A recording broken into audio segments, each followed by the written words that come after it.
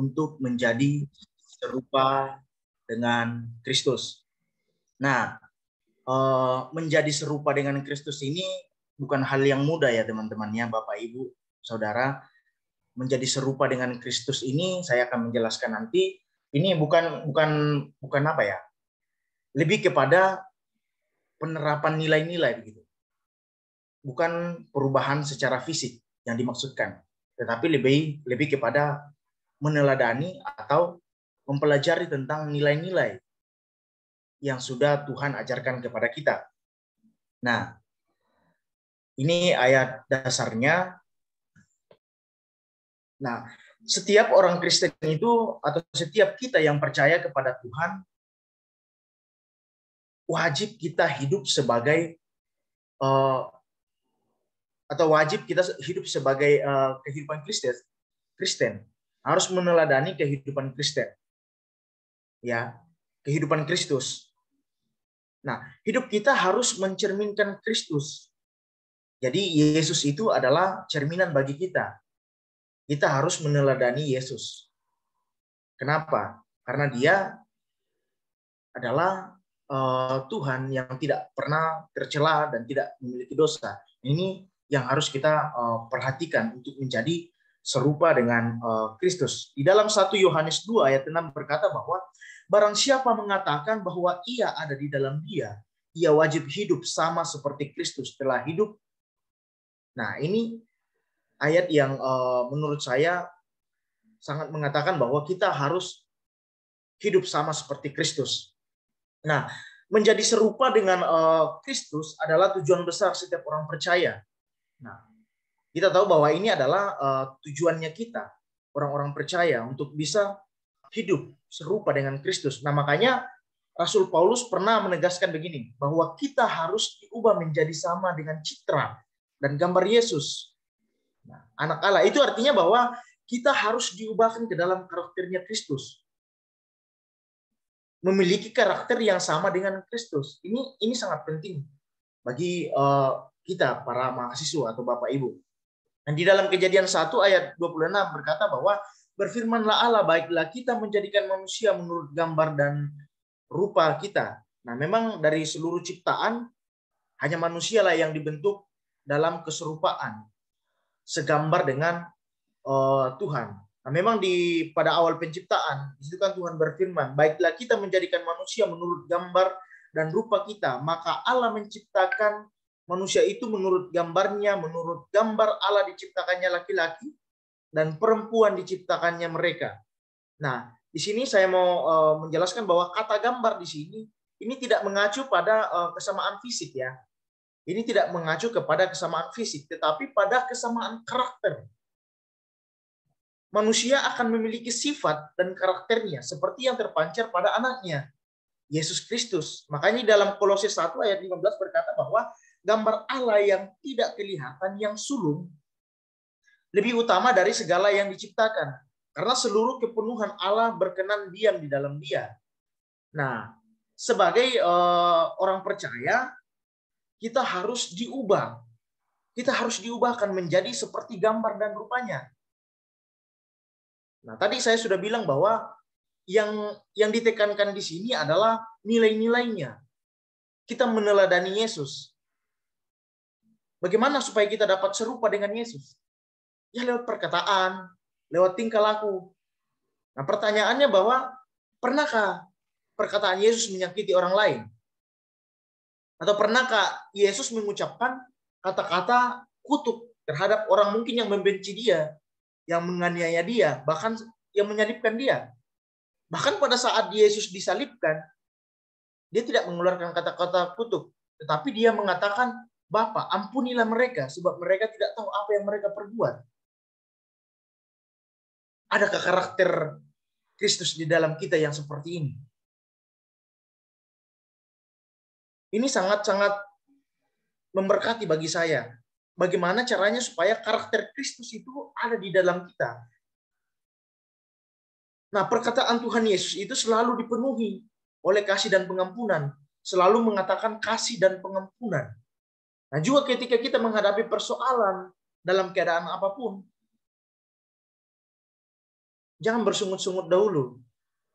Ya, kadang-kadang kita kalau sudah menghadapi persoalan, waduh, kita mungkin menyalahkan Tuhan dan lain sebagainya. Nah, jadi Tuhan Yesus harus menjadi teladan utama dalam kehidupan kita. Mengapa? Untuk menjadi serupa dengan Kristus, itu kita harus memiliki yang namanya buah roh. Ya, seperti yang sudah dikatakan kemarin, bukan buah-buah roh ya, tapi buah roh. Hasil dari keserupaan dengan Kristus atau hasil dari proses kita menjadi serupa dengan Kristus, harus ada namanya buah roh. Harus ada dalam kehidupan kita. Makanya Yesus, dia akan terus membentuk kita, teman-teman, Bapak, Ibu, Saudara. Bahkan Yesus juga akan terus memproses kita sesuai dengan yang dia kehendaki. Dia akan terus mengikis kita, menghancurkan setiap karakter-karakter hidup kita yang tidak berkenan dalam kehidupan kita sampai kita menjadi serupa dan segambar dengan Yesus. Makanya kita manusia sangat bersyukur kita diciptakan serupa dengan Tuhan. Nah, kita adalah makhluk intelektual, makhluk yang cerdas. Kita dapat berpikir, bahkan kita juga berargumentasi dan menyelesaikan masalah. Nah, inilah keunikan dari kita semua. Tuhan memberikan kita intelektual, kecerdasan, kecermatan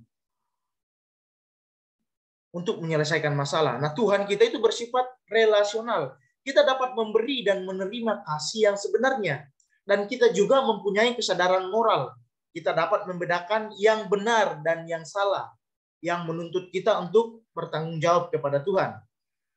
Nah, di sini kita akan melihat apa arti segambar dan serupa. Nah, mungkin orang sering memberikan perumpamaan ya, atau mungkin ilustrasi. Orang sering memakai ungkapan seperti itu ayahnya, seperti itu anaknya, untuk menunjukkan kesamaan sifat dalam keluarga. Nah, kadang-kadang orang memberikan ilustrasi seperti itu.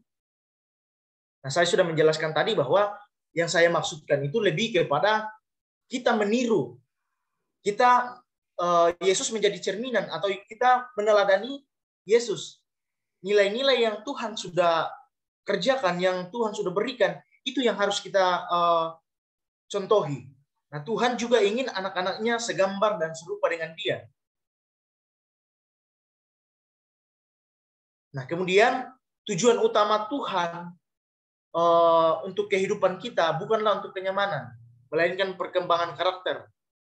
Kita perlu perhatikan ini, teman-temannya, bahwa kehidupan kita bukan untuk kenyamanan, bukan untuk berfoya-foya dan lain sebagainya, bukan untuk terus tinggal di dalam zona nyamannya kita, tetapi ada proses perkembangan karakter yang harus kita lakukan. Nah, kita semua sudah mengetahui apa karakter itu. Dan karakter Kristus itu seperti apa. Nah, menjadi seperti Kristus tidak berarti kita kehilangan kepribadian. Nah, ini saya sudah jelaskan tadi ya, bahwa bukan kehilangan kepribadian atau menjadi seperti orang yang tidak punya pikiran.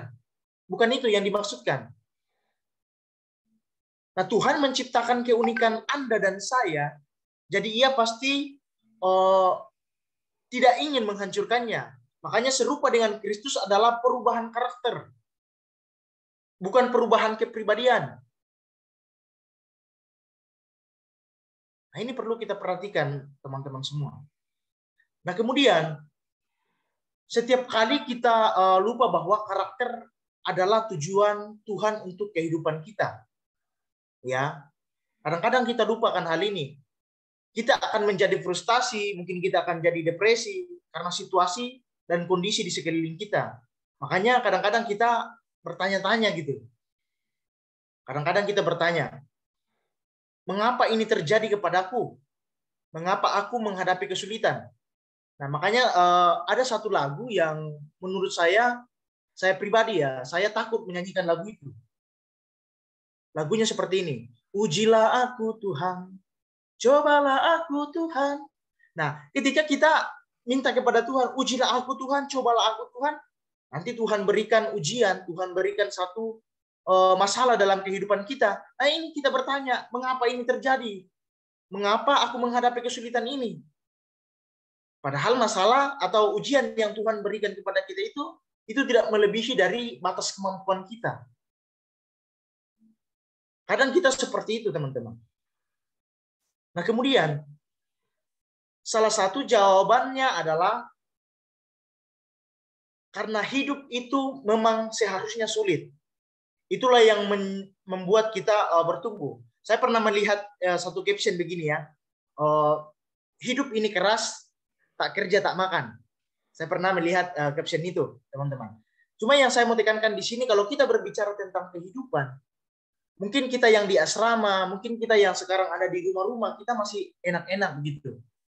Tetapi kalau kita masuk yang namanya sekolah kehidupan, disitulah kita akan merasakan bagaimana perihnya kehidupan. Nah, pelajaran yang sangat penting bagi saya ketika saya ingin meneladani Yesus. Saya ingin melihat cerminan apa yang Tuhan sudah kerjakan, itu yang harus kita lakukan. Nah, kita perlu ingat, ini bumi bukan surga. Bumi itu tempat kita untuk bertumbuh, berproses, mengembangkan setiap karakter-karakter kita.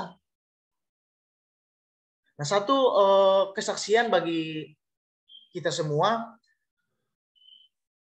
bahwa kita perhatikan Yesus ya. Yesus itu adalah pengasih. Bahkan Yesus itu memiliki kasih yang namanya agape. Kasih tanpa syarat. Nah, saya hari-hari ini memang sedang meniru atau sedang mengikuti teladan Yesus. Saya setiap malam keliling Kota Palopo untuk memberi makan orang-orang gila. Ya, saya keliling Kota Palopo memberi makan orang-orang gila, dan saya harus mencari mereka sampai saya menemukan titik-titik mereka berada. Dan tiap bulannya saya mencukur mereka, bahkan memandikan mereka, dan kita mengganti pakaiannya. Nah, pelajaran apa yang kita dapatkan dari kesaksian saya ini? Yang saya mau katakan bahwa orang-orang ini tidak ada yang memperhatikan mereka. Tidak ada yang menganggap mereka. Nah, disinilah karakter Yesus yang harus kita miliki. Bagaimana kita punya kasih kepada orang-orang di luar sana, orang-orang gila, orang-orang yang tidak terpandang. Siapa yang akan mengurus mereka? Bukankah kita? Makanya Tuhan pernah berkata bahwa bukan orang sehat yang memerlukan tabib, tetapi orang sakit. Nah, inilah pentingnya karakter Kristus di dalam kehidupan kita. Pelajarilah karakter Kristus. Saya bersyukur bisa mendapatkan pelajaran ini tentang karakter building yang mengajarkan tentang karakter seseorang, kepribadian seseorang. Nah, hari ini kita belajar tentang karakter Yesus. Nah, ini sangat memberkati kehidupan saya secara pribadi. Nah, mungkin ini yang bisa saya bagikan kepada Bapak, Ibu, Saudara, dan teman-teman semua.